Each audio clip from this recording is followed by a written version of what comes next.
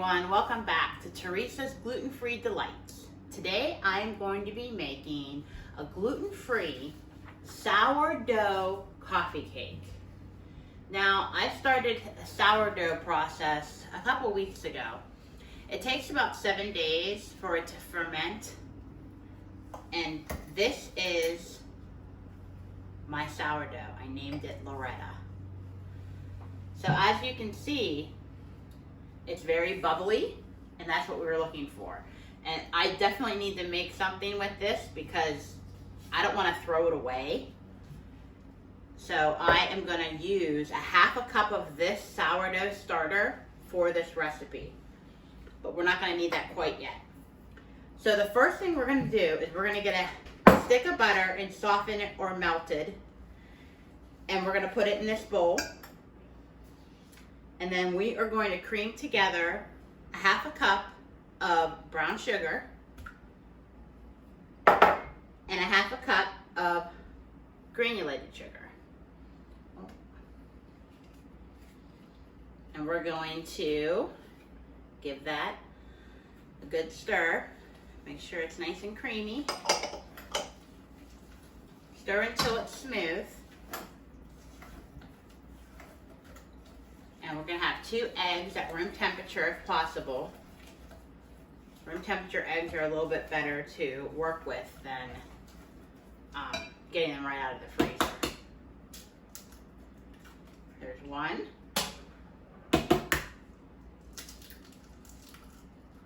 There's 2.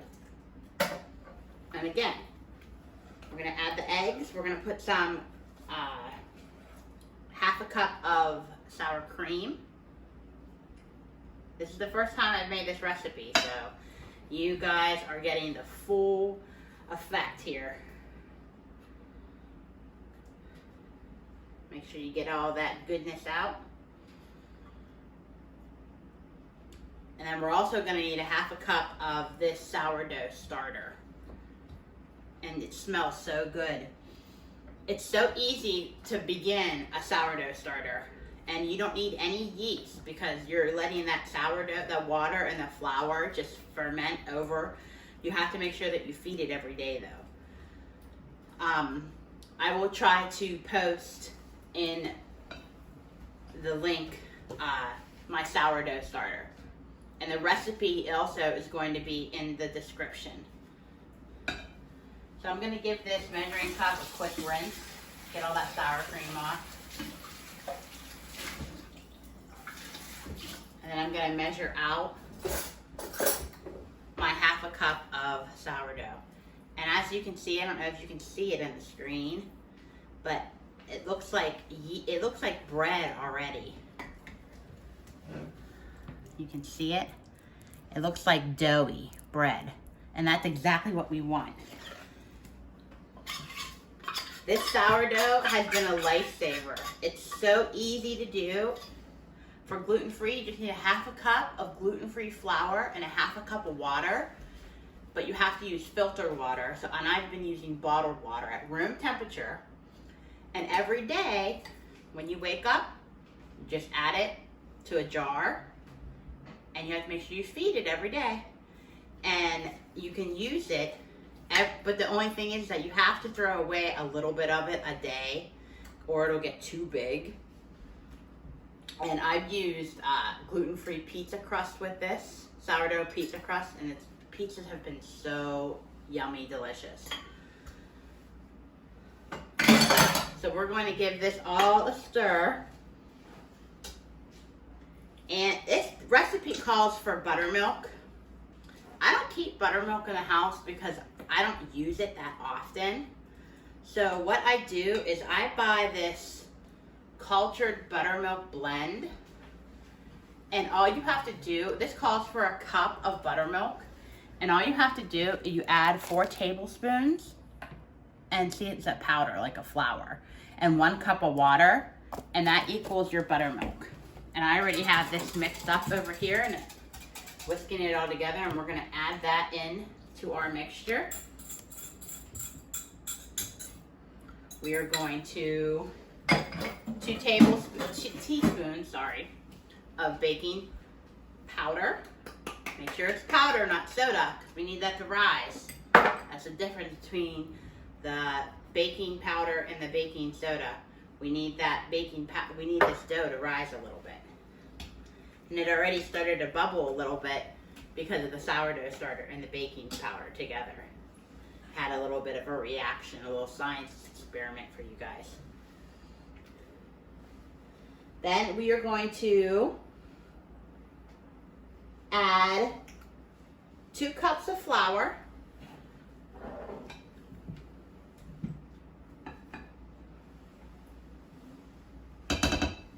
And it also calls for vanilla. Let me just run over here and grab it because I forgot it. It calls for vanilla extract. I don't use vanilla extract, the liquid. What I buy is this vanilla powder. And 1/4 teaspoon of this is equivalent to 1 teaspoon of vanilla extract. This is all gluten-free and it's a powder. I think it actually works a lot better because it doesn't ferment. Because if you don't use vanilla a lot, it'll start to ferment and you'll get that alcohol-y taste. And that's something that we don't want. And actually, I don't know if you heard that beep, that was my oven preheated. You have to preheat your oven at 350 degrees. I'm going to continue to mix this. And we are going to be right back with more. And now what we're going to do is we're going to get an 8x8 pan, glass pan, or we're going to be dark if you have a dark one.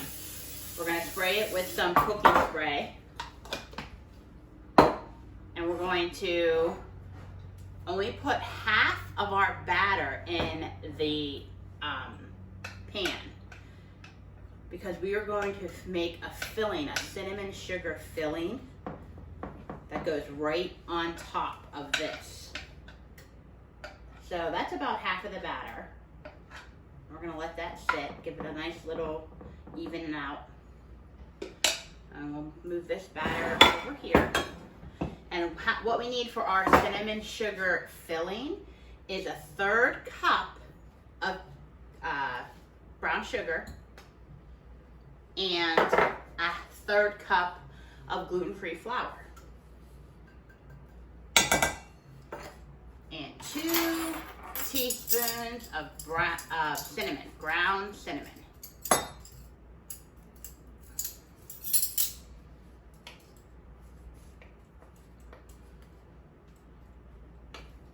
Measure that out.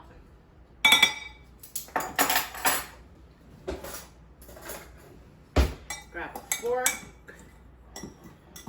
mix it all together.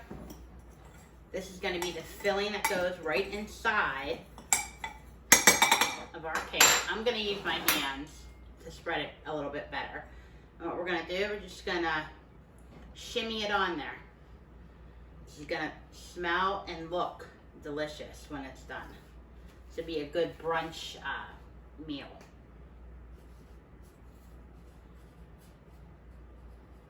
It may look like a lot, but you remember, we're going to put more batter on top. So it's okay if it looks like a lot of filling. So once that is all on top, we're going to take the remaining of the batter and gently pour it over top of the filling. The spoon's not working very well, so I'll get my spatula. Now make sure you get all that batter. We are scraping all the sides and spreading it a little bit. Spreading it a little bit so you can make sure that you get every little inch covered. And the next thing that we're going to do is we're going to have to make our crumble topping. Crumble topping time. As you can see, our layered dish, there is half the batter, the cinnamon sugar filling, half the remaining of the batter. So now we need 4 tablespoons of melted butter, a half a cup of brown sugar. Move this stuff so you can see it. And a half a cup of flour.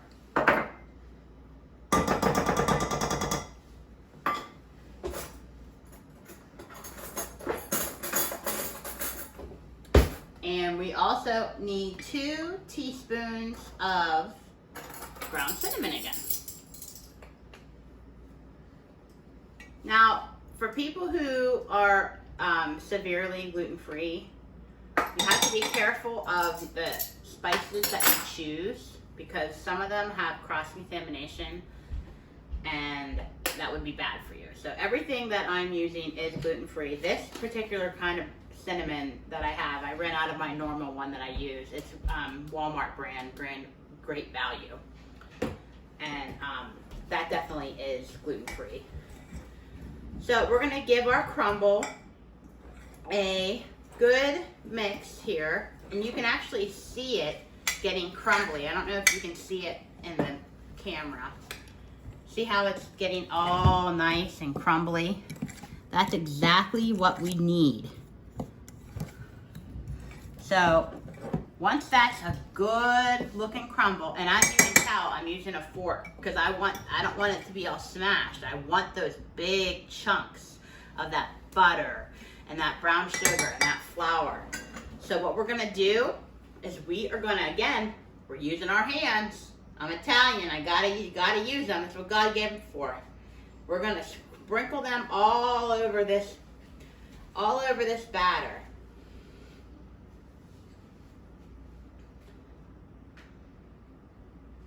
And the good thing that using your hands with this batter is that you can use your fingers and break it up so you get bigger chunks.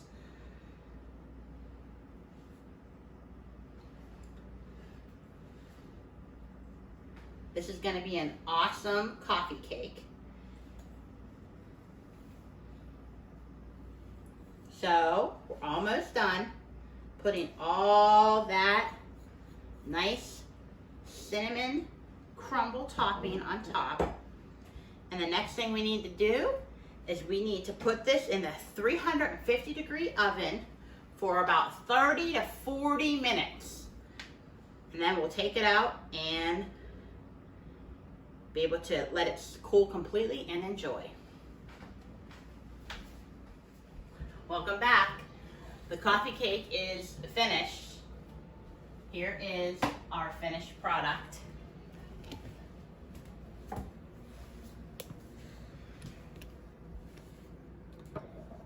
The coffee cake took a little bit longer. It took about 45 minutes in the oven. All the sides got cooked, but the middle still needed a little bit more. So I had just put it in for a few more minutes, and I hired the oven for 375. So what we can do now is we can go ahead and take a slice. And if you want to, the leftover can be stored at room temperature in a container for 2 days on the counter, or it can be refrigerated and you just heat it up in the microwave. But also you can actually freeze this. You can let the cake cool completely, and then you can cut it in individually squares and freeze those, and then whenever you feel like having coffee cake, just grab it out of the freezer. That's all for today. Please like and subscribe. See you next time.